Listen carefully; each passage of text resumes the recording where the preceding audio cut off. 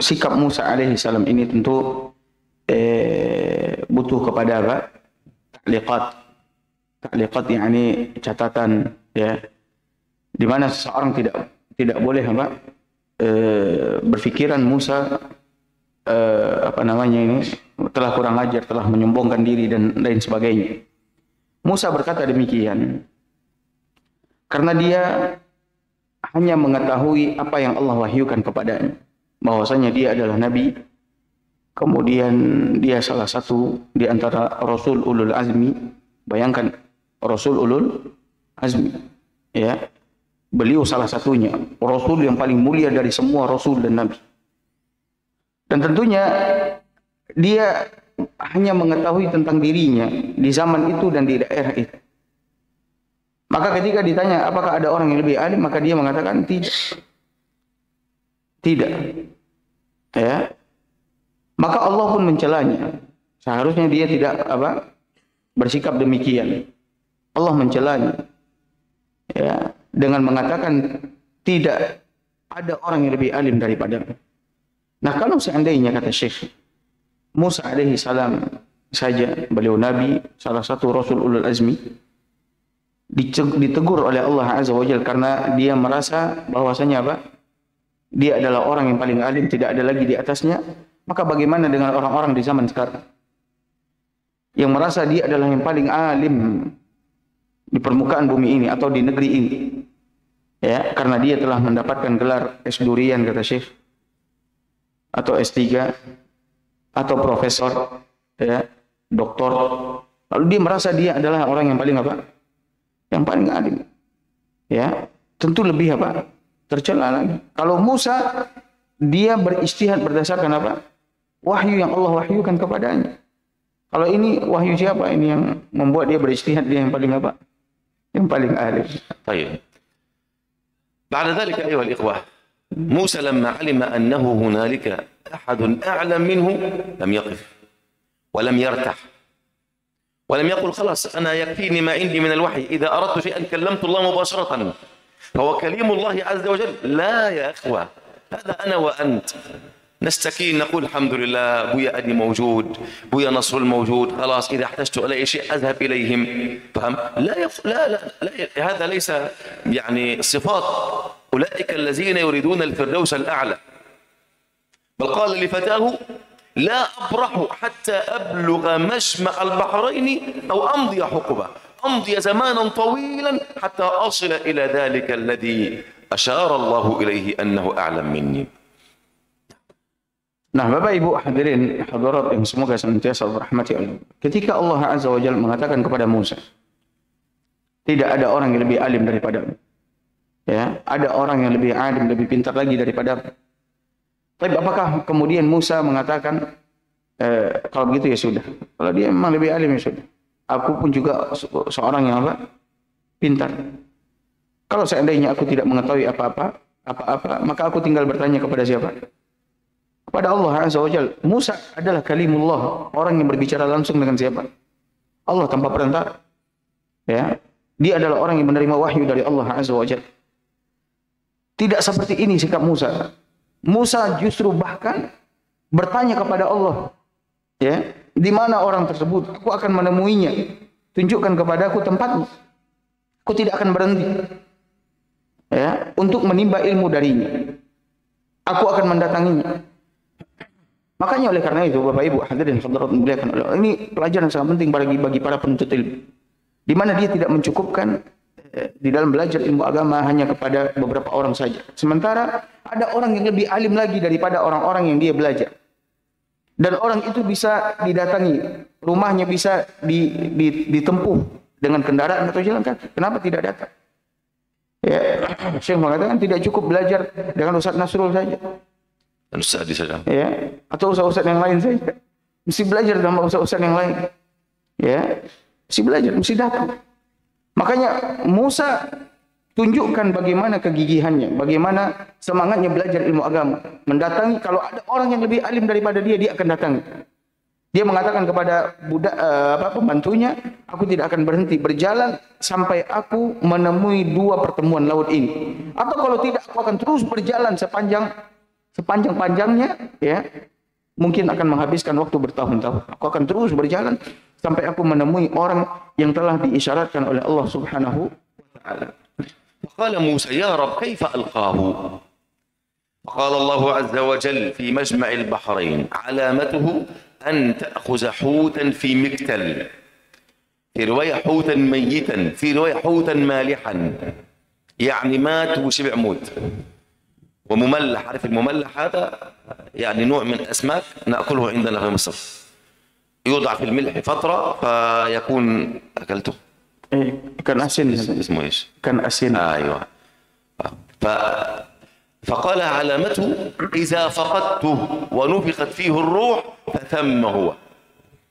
هذا يدل لك اشاره يا شباب ان العلم به حياه الكائنات.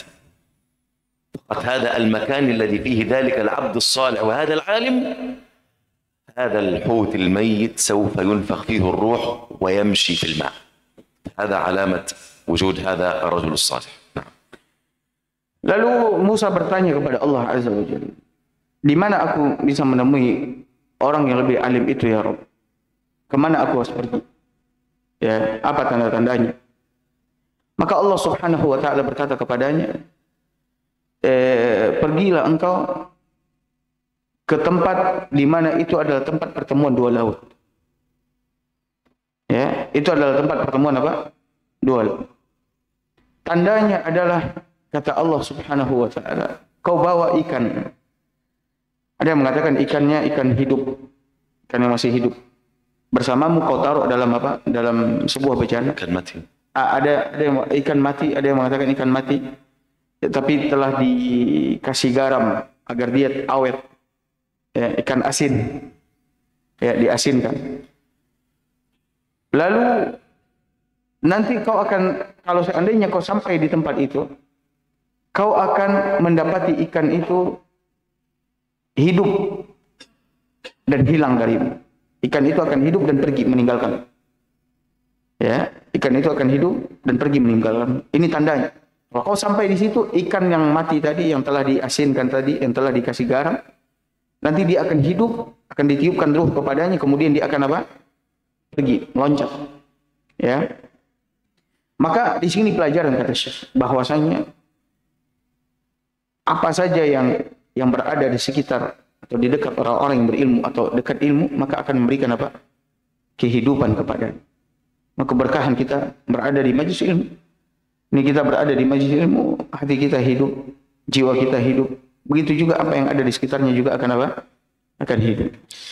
فمشى هو والغلام أو وفتاه وأخذوا مكتل وفيه الحوت الميت المملح، فمشوا طويلا فإذا كانوا عند صخرة ما ناما لأنهم تعبوا جدا. قال الفتى فنام موسى نوما عميقا فرأيت الحوت قد اضطرب، السمكة قد اضطربت أي رجعت إليها الحياة، ثم يعني قفزت في الماء، ثم قفزت الماء. فقلت في نفسي لا أوقظ موسى حتى إذا استيقظ بنفسه أخبرته، فأنساه الله ذكر ذلك. فالله أنسى الفتى ذكر ذلك. فقال النبي صلى الله عليه وسلم فإذا الحوت قفز في الماء أمسك الله جريان الماء. في الحوت أو السمكة لما تمشي في الماء تفعل إيش؟ موجة هكذا خلفها، فأمسك الله هذا الماء كأنه في صخرة، كأن الماء صخرة ومكان الحوت أو مكان السمكة قد ظهرت للعيان. ثم استيقظ موسى ثم مضي في طريقهما وقد نسي الفتى أن يخبر موسى عليهما السلام. Kemudian Musa dengan pembantunya ini melakukan perjalanan, dan perjalanannya perjalanan yang panjang. Ya, mencari tempat yang Allah katakan kepada mereka, kepada Musa. Kemudian setelah perjalanan yang sangat panjang sekali, ya, Musa dan pembantunya keletihan, capek. Ya. Lalu mereka beristirahat di sebuah batu besar. Ada sebuah batu besar, mereka beristirahat di sana.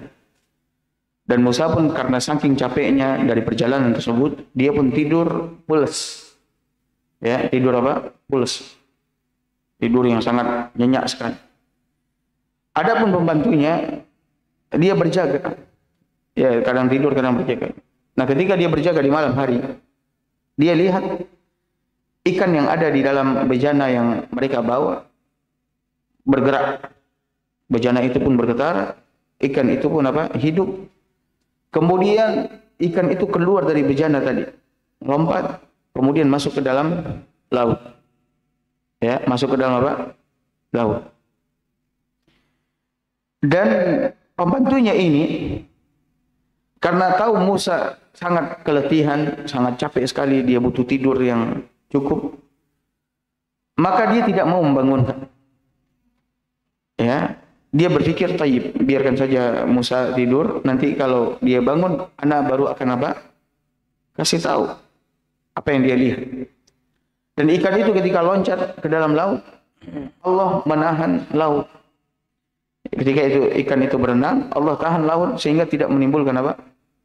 Menimbulkan apa namanya ini? Ya, airnya itu naik di belakangnya. Ketika ikan itu berenang, kan dia membelah apa? Membelah air. Tidak, air itu tenang saja, tetap, dan ikan itu kelihatan. Ya, berenang. Tajammad al-ma'. Tajammad. Ya, air itu tiba-tiba membeku, kata Syekh. Air itu tiba-tiba membeku. Ya, sehingga ikan itu apa? Kelihatan. Dia loncat dan dia berenang saja. Nah. Dan dia berenang ketika air itu apa? Membeku. Mungkin ini seperti yang di kutub, ada ikan yang berenang di bawah apa? Es. Nah, lalu keesokannya ketika Musa bangun, Allah Subhanahu wa taala jadikan pembantunya apa? Lupa akan hal semalam yang dia lihat. Lalu mereka pun melanjutkan apa? Perjalanan. Allah jadikan pembantunya apa? Lupa untuk memberitahukan kepada siapa? Pada Musa. وهذا معنى قوله تعالى فلما بلغ مجمع بينهما نسي حوتهما. لما بلغ مجمع البحرين نسي الحوت ونسي الفتى أن يبلغ موسى عليه السلام فاتخذ سبيله في البحر سربا. أي الحوت اتخذ سبيله في البحر سربا. خلاص. طيب بعد ذلك قال النبي صلى الله عليه وسلم ولم يجد موسى نصبا حتى جاوز المكان الذي أشار الله إليه مجمع البحرين. وهذا يعطي لنا إشارة أيها الإخوة أن الإنسان لا يشعر بالنصب إلا إذا تجاوز الشرع. الإنسان لا يشعر بالنصب ولا بالتعب إلا إذا جاوز الشرع بعقله أو برأيه أو بفكره. الشرع حد لك حدودا ووضع لك شريعة فلا تتعداها. لا تتعداها ببدعة ولا تقصر عنها بهمة. فكن بين تنجو بأمر الله عز وجل. Lalu apa namanya? Musa pun berjalan bersama pembantunya. Setelah sekian lama mereka berjalan, Allah Subhanahu wa taala ya mengingatkan pembantunya, memberikan lagi apa? Ingatan kepada apa? Pembantunya untuk mengabarkan kepada Musa bahwasanya semalam dia melihat di tempat mereka beristirahat ikan itu meloncat dari bejana kemudian masuk ke dalam laut. Dan ini yang Allah isyaratkan di dalam surah Al-Kahfi ayat berikutnya, ayat yang ke-61. Kata Allah Subhanahu wa taala, "Falamma balagha majma'a bainihima nasiya hutahuma." Maka ketika mereka sampai ke pertemuan dua laut itu, mereka lupa ikannya. Mereka lupa apa? Ikannya, yaitu Musa dengan pembantunya sama-sama lupa. Ya. Fattakhadha sabilahu fil bahri saraba. Lalu ikan itu pun melompat mengambil jalannya ke laut. Ya. Ikan itu melompat. Maka Nabi SAW mengabarkan bahwa ketika Musa telah melampaui tempat yang telah disebutkan oleh Allah Azza wa Jalla, dia lewati. Ya, karena Allah telah memberikan tanda tempat itu, nanti tandanya adalah kau bawa ikan mati yang telah diasinkan, nanti ikan itu akan apa? Hidup. Dan dia akan melompat ke laut. Maka itulah dia tempat orang yang pintar tersebut. Maka Nabi SAW mengatakan, Musa alaihissalam tidak menemukan atau merasakan keletihan yang bersangatan kecuali setelah dia melewati apa? Melewati tempat yang diisyaratkan oleh Allah. Dia betul-betul merasakan apa? Keletihan yang sangat luar biasa. Namun sebelum dia sampai ke tempat itu, dia tidak merasakan apa? Keletihan. Dia baru letih ketika pembantunya mengatakan, wahai Musa, sesungguhnya ikan yang kita bawa semalam aku melihatnya hidup kemudian melompat. Maka Musa betul-betul merasakan keletihan yang sangat apa? Luar biasa. Sehingga apa? Mereka pun pada akhirnya apa? Kembali ke tempat di mana ikan itu apa? Hidup.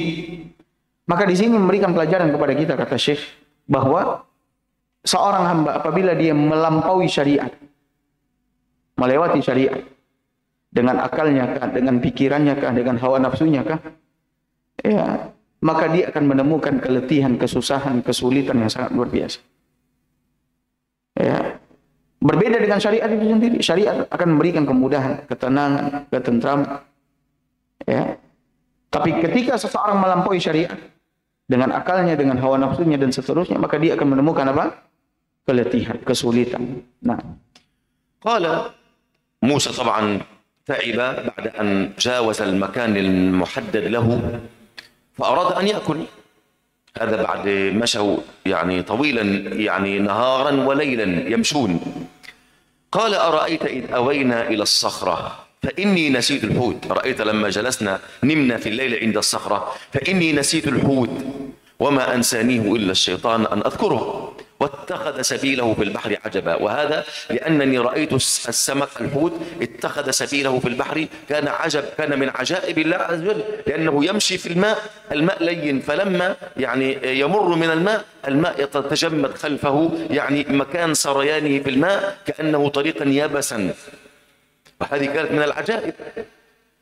فقال موسى ذلك ما كنا نبغي، هذا المكان الذي كنا أصلا نريده، هيا فارتد على آثارهما قصصا، أي رجع يبحثون عن المكان الذي رجعوا منه ليصلوا إلى المكان الذي يعني قفز منه الحوت في الماء. jadi Bapak Ibu hadirin hadirat dimuliakan oleh Allah, saya perbaiki sedikit. Jadi paginya Musa dengan pembantunya lakukan perjalanan, pembantunya lupa ngasih tahu. Dan Musa sungguh dia telah melewati apa? Tempat yang diisyaratkan oleh Allah Azza wa Jalla. Sebagaimana Allah katakan pada ayat yang ke-62, "Falamma jawaza", maka ketika mereka telah melewati tempat itu, ya, Musa betul-betul capek, letih sekali. Musa betul-betul apa? Letih sekali, capek sekali. Sebelumnya dia tidak merasakan itu. Ya. Cuman ketika dia telah melewati tempat yang diisyaratkan, dia mengalami keletihan yang sangat luar biasa. Sehingga dia berkata kepada pembantunya, ini ternyata pembantunya belum ngasih tahu. Ya, cuman mereka melakukan perjalanan sampai Musa betul-betul ditimpa apa? Keletihan. Kenapa? Karena dia telah melewati tempat yang telah diberitahukan oleh Allah Azza wa Jalla. Qala li fatah, Musa berkata kepada pembantunya, "Atina qada'ana laqad lakina min safarina hadza nasaba." Kata dia, wahai pembantuku, berikan, bawa kemari makanan kita. Ya, sungguh kita ini benar-benar telah merasakan keletihan karena perjalanan kita yang sangat apa? Sangat panjang. Nah, ketika itulah baru pembantunya ingat bahwasanya makanan yang ikan yang mereka bawa, ya, ternyata semalam telah apa?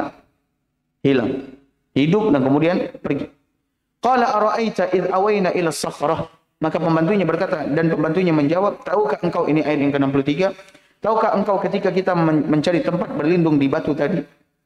Inni nasitul hut, maka aku lupa menceritakan tentang ikan itu. Wa ma ansanihu illa syaitan an azkur. Tidak ada yang membuatku lupa kecuali syaitan. Ya, tidak ada yang membuatku lupa kecuali untuk mengingatnya kecuali siapa? Syaitan. Wattakhadha sabilahu fil bahri ajaba. Maka dan ikan itu telah mengambil jalannya ke laut dengan cara yang aneh sekali. Cara yang aneh sekali yaitu apa? Ketika ikan itu meloncat, kemudian dia berenang, maka air yang telah dia lewati tiba-tiba membeku. Air yang telah dia lewati tiba-tiba apa? Membeku. Jadi ketika ikan itu berenang, air di belakangnya membeku langsung. Ya. Maka ketika pembantunya menceritakan kepada Musa seperti ini, maka Musa pun menimpali ucapannya, qala dzalika ma kunna nabghi. Kata Musa alaihi salam, itulah tempat yang kita cari. Itulah dia tempatnya yang Allah kasih tahu kepadaku. Ya, fartadda ala atharihima qasasa. Maka mereka berdua pun kembali mengikuti jejak mereka semua. Artinya kembali ke tempat di mana ikan itu telah melompat ke laut. قال النبي صلى الله عليه وسلم فلما رجع إلى المكان الذي قفز منه الحوت قال موسى هذا الذي وصف لي يعني هذا المكان الذي وصفه الله لي فجعل يتلمسان الخضر فإذا عبد نائم مسجى ببردة خضراء وضع طرفها تحت قدمي والطرف الآخر تحت رأسي فسلم عليه موسى السلام عليكم فرفع الرجل الصالح هذا رأسه وقال وأن بأرضك السلام يعني لا يوجد أحد هنا مسلم أصلا حتى يلقي علي السلام من أنت؟ قال موسى بني إسرائيل قال نعم. Lalu Nabi SAW berkata, ketika mereka kembali mengikuti jejak langkah mereka semula, ya, Musa pun dan pembantunya pada akhirnya menemui tempat di mana ikan itu melompat. Maka dia pun berkata kepada pembantunya, aku telah menemukan tempat. Dan inilah yang telah diberitahukan oleh Allah Subhanahu wa taala kepadaku.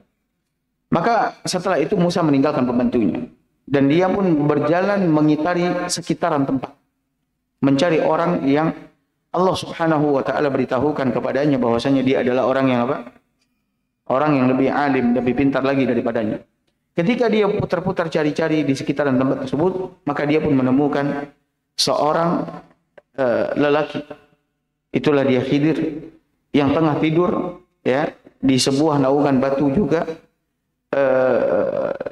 menggunakan kain yang berwarna hijau. Dia menutupi tubuhnya dengan kain yang berwarna hijau. Ya, kain itu menutupi kakinya, kemudian dia taruhkan di atas punggungnya, kemudian menutupi kepala. Maka Musa alaihi salam pun setelah menemuinya mengucapkan salam kepadanya. Assalamualaikum, kata Musa. Lalu Khidir pun terbangun kemudian melihat ada orang yang mengucapkan salam kepadanya, kemudian dia mengatakan, sesungguhnya engkau berada di negeri keselamatan. Anna bi ardika salam. La yujad ahadun yulqi salam. Sesungguhnya negeri kita ini adalah negeri yang selamat. Negeri yang selamat, so? La. Tidak ada seorang muslim di sini mengucapkan salam. Engkau siapa? Ini maksudnya. Tidak ada seorang muslim di sini, maka kau mengucapkan salam kepada siapa? Ya. Tidak ada muslim di sini. Maka engkau siapa? Maka Musa alaihi salam mengatakan, saya adalah Musa. Lalu Khidir mengatakan, Musa dari kalangan Bani Israel. Maka dia pun mengatakan iya. وهذا معنى قوله تعالى فوجد عبدا من عبادنا آتيناه رحمة من عندنا وعلمناه من لدنا علما. فوجد عبدا من عبادنا اللي هو الخضر عليه السلام. السؤال هنا هل هذا يعني أن الخضر كان عبد من عباد الله أم أنه كان نبي من أنبياء الله؟ العلماء اختلفوا اختلافا شديدا في هذا. قال الله آتيناه رحمة من عندنا أي رحمة خاصة، وبهذه الرحمة أعطناه علما خاصا فاق على أهل زمانه حتى فاق على النبي موسى عليه السلام. الذي يترجح لدي والله أعلم أن الخضر هذا نبي من أنبياء الله عز وجل، لأن وصفه بالعبودية هذا أعلى من وصفه بالنبوة والرسالة، بدليل أن الله عز وجل ما وصف نبينا صلى الله عليه وسلم بالعبودية إلا في أعلى المقامات، مقام الإسراء والمعراج ومقام النبوة ومقام الدعوة إلى الله عز وجل ومقام تبليغ الرسالة وكل هذه ومقام تنزيل القرآن والتحدي بالقرآن، هذه أعظم المقامات ما وصفه الله إلا بصفة العبودية. فلما يصف الله عبدا من عباده بالعبودية فهذا دليل على أن الله أعطاه أفضل الأوصاف، بل أفضل من صفة النبوة والرسالة. ثم قال وعلمناه من لدنا علما. كيف يكون العلم؟ عن طريق الوحي. فهذا الذي يتأكد لدي أن الخضر عليه السلام نبي وليس كما يقولون ولي أو عبد من عباد الله عادي. والله أعلم. Lalu Allah Subhanahu wa taala berfirman pada ayat yang ke-65, kata Allah Azza wa Jalla, "Fa wajada 'abdan min ibadina atainahu rahmatan min indina wa 'allamnahu min ladunna 'ilma." Apa yang kita ceritakan tadi, itulah yang Allah jelaskan dalam ayat yang ke-65, di mana mereka atau dia bertemu dengan seorang hamba di antara hamba-hamba kami, yaitu Musa alaihissalam bertemu dengan apa? Seorang hamba di antara hamba-hamba kami. Itulah siapa? Khidir. Nah, di sini kata Syekh ada masalah. Khidir itu apakah dia hanya sekedar hamba di antara hamba-hamba Allah atau dia adalah seorang apa? Nabi. Dalam masalah ini ya terdapat perbedaan pendapat yang sangat sengit di antara para ulama. Apakah Khidir itu hanya hamba Allah biasa atau dia adalah siapa? Nabi. Yang rajih menurutku, kata Syekh, ya, setelah beliau melakukan pembahasan dan melihat dalil-dalil yang ada, mengkaji, yang rajih menurutku, kata Syekh, yang kuat, beliau adalah seorang apa? Nabi. Beliau adalah seorang apa? Nabi. Kenapa? Karena Allah Subhanahu wa taala mensifatinya dengan sifat ubudiyah, penghambaan. Ya, dan ketika Allah Azza wa Jalla menyifati seseorang dengan sifat penghambaan kepadanya secara khusus, ini adalah kedudukan yang sangat tinggi dan mulia, bahkan melampaui kedudukan apa? Kenabian dan kerasulan. Dan Nabi dan Rasul ya adalah hamba Allah Subhanahu wa taala yang dipilih oleh Allah Azza wa Jalla. Lihat Nabi Muhammad SAW ketika Isra dan Mi'raj, Allah Subhanahu wa taala mensifatinya dengan sifat hambanya. Kemudian ketika menyampaikan risalah, Allah juga mensifati Nabi Muhammad SAW dengan sifat apa? Hambanya. Kemudian ketika Allah menurunkan Al-Quran kepada beliau sebagai mukjizat, Allah juga mensifati Nabi Muhammad SAW dengan sifat apa? Hambanya. Maka kedudukan penghambaan, ini kedudukan yang sangat tinggi sekali di sisi Allah Subhanahu wa taala. Makanya oleh karena itu Allah Azza wa Jalla mensifati Nabi SAW dengan sifat Abdullahi wa Rasuluh. Hamba dulu. Hamba Allah dan apa? Rasulnya. Hamba Allah dan apa? Rasulnya. Bukan Rasulnya kemudian apa? Hambanya. Tidak. Hamba Allah dan apa? Rasulnya. Nah, jadi dari sini kata Syekh, kuat ya pendapat yang mengatakan bahwasanya Khidir adalah apa? Nabi Allah Subhanahu wa taala, yang dia telah mencapai kedudukan yang paling tinggi, lebih tinggi, yaitu kedudukan hamba Allah Azza wa Jalla, hamba di antara hamba-hamba kami. Yang kemudian Allah mengatakan atainahu rahmatan min indina, yang kami berikan kepadanya rahmat kami kepadanya secara khusus. Allah berikan kepada Khidir rahmatnya secara khusus. Wa 'allamnahu min ladunna ilma, dan kami ajarkan kepadanya dari sisi kami ilmu. Ya, dan tentunya dengan jalan apa? Wahyu. Dengan jalan apa? Wahyu. Dan orang yang mendapatkan wahyu pasti apa? Nabi. Orang yang mendapatkan wahyu pasti apa? Nabi. Nggak mungkin nggak Nabi. Karena yang menerima wahyu hanyalah siapa? Hanyalah Nabi. Makanya oleh karena itu, ini adalah pendapat yang paling kuat. Menyelisih pendapat orang-orang yang mengatakan bahwasanya Khidir di situ adalah wali, adalah hamba Allah, ya, yang diberikan ilmu yang banyak oleh Allah Subhanahu wa taala. Namun yang paling kuat, Khidir adalah apa? Nabi di antara nabi-nabi Allah Subhanahu wa taala. قال له موسى هل أتبعك على أن تعلمني مما علمت رشدا. انظروا إلى الكلام الجميل يا إخوة. هل أتبعك؟ هو يسأله أولا، ما يقول له أنا أريد أن أتبعك، لا، بل يسأله. هذا من التلطف بالسؤال مع الشيخ. هل أتبعك على أن تعلمني، يعني أنت أعلم مني، أنا فقط أريد أن أكون متعلم عندك مما علمت، ليقول له من علمك، بل يذكره بأنه أيضا علمه ربه، وكان في يوم ما فقيرا ومحتاجا إلى أن يتعلم، وما عنده من علم إنما هو توفيق من الله عز وجل، فلا تتكبر عليه. انظر إلى الكلام والإشارات الجميلة ولطائف العبارات. قال له موسى هل أتبعك؟ ما قال له أريد أن أتبعك، لا، بل هل يسأله سؤال تلطف واستعطاف على أن تعلمني، أي أنك أعلى في المقام مني وأنا ما أنا إلا يعني طالب عندك، مما علمت رشدا، أي مما علمك الله إياه، فلا تتكبر علي، فالعلم الذي عندك هذا إنما هو علم أعطاك الله إياه رشدا. هنا قال له الخضر ألم ينزل الله عليك التوراة؟ ألم يأتيك الوحي؟ فقال بلى ولكني أريد. Kemudian setelah Musa bertemu dengan Khidir, maka dia langsung berkata kepada Khidir. Ayat yang ke-66. Allah berfirman, qala lahu Musa, Musa berkata kepadanya, hal attabi'uka ala an tu'allimani mimma 'ullimta rusyda. Bolehkah aku mengikutimu? Lihat Bapak Ibu, kata Syekh, kesopanan dan kelembutan bahasanya Musa kepada kita. Bolehkah aku mengikutimu agar engkau mengajarkan kepadaku ilmu yang telah diajarkan kepadamu? Musa tidak mengatakan aku ingin mengikutimu, aku ingin belajar darimu, tidak. Tapi dia bertanya terlebih dahulu, bolehkah aku apa? Mengikutimu untuk belajar darimu. Dan seperti inilah seharusnya penuntut ilmu kepada guru-gurunya. Bukannya memaksa, ya, tapi bertanya, boleh, ya, seperti yang dilakukan oleh Musa. Dan seorang murid seharusnya apa? Tawadu di hadapan gurunya. Tidak boleh kibr, tidak boleh sombong. Ya, bolehkah aku mengikutimu? Mengikutimu Khidir untuk apa? Apakah untuk bekerja? Tidak, tapi mengikutinya agar dia mengajarkan ilmu yang telah diajarkan kepadanya oleh Allah Azza wa Jalla sebagai petunjuk. Perhatikan di sini.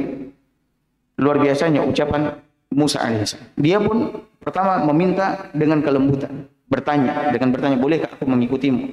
Dan alasannya untuk mengikutinya agar dia bisa apa? Belajar, diajarkan oleh Khidir. Ya, diakui keilmuan Khidir. Kenapa? Karena Allah Subhanahu wa taala yang telah apa? Mentazkiyah Khidir. Kemudian Musa pun mengingatkan kepada Khidir bahwasanya ilmu yang ada pada dia itu bukanlah hasil dari perbuatan dia, tapi itu adalah apa? Ilmu yang telah diajarkan oleh Allah kepada Khidir. Maka dia tidak boleh sombong. Jadi Musa meminta sekaligus mengingatkan.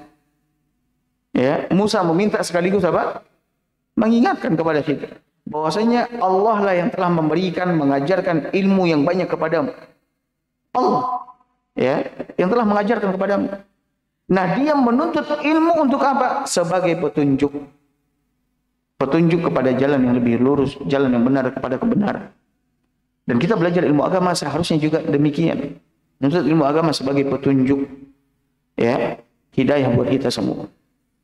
Maka apa kata Khidir kepada Musa? Wahai Musa, bukankah Allah telah menurunkan Taurat kepadamu? Bukankah Allah Subhanahu wa taala telah mewahyukan kepadamu? Ya. Artinya apa? Lihat ketawaduan siapa? Khidir. Khidir tidak, oh iya kau harus belajar dariku. Aku ini lebih alim daripadamu, tidak. Tapi dia menolak dengan kelembutan. Bukankah Allah telah turunkan Taurat agar apa? Dia tidak merasa lebih besar daripada Musa. Tapi seperti inilah seharusnya akhlak orang yang berilmu. Allah turunkan Taurat, Allah berikan wahyu kepadamu. Buat apa kau belajar sama aku? Ya.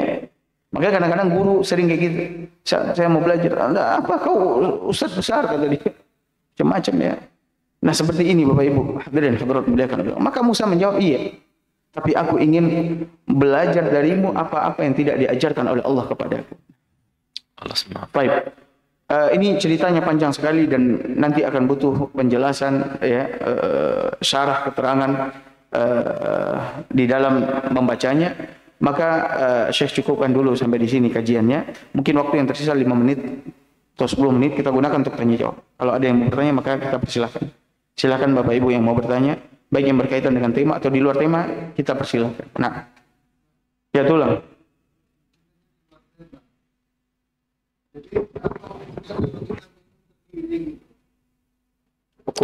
Hukum minum berdiri.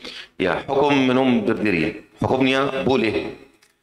Ali bin Abi Thalib radhiyallahu anhu di Iraq, jika mau masuk ke negeri Iraq, beliau minta air wudu, beliau berwudu, kemudian beliau sambil beliau minum berdiri. Kemudian berkata kepada sahabatnya, ada di antara kalian yang marah jika melihat saya minum berdiri. Aku pernah melihat Rasulullah sallallahu alaihi wasallam minum berdiri. Minum berdiri. Lalu Nabi SAW minum sambil duduk dan minum juga sambil berdiri. Tidak ada masalah. Wallahu a'lam. Artinya mubah. Nah, barakallahu fiik. Silakan, Bang. Ini pelajari sampai mana penasaran aja. Apakah jadi Nabi Musa belajar sama Khadir ini? Dan ilmu apa yang dipelajari dari Nabi Musa pada Nabi Khadir? Apakah Musa jadi belajar dari Khidir? Dan ilmu apa yang dia belajar? Ilmu apa yang kita akan sampaikan insyaAllah pertemuan besok. Tapi mungkin setelah 3 bulan.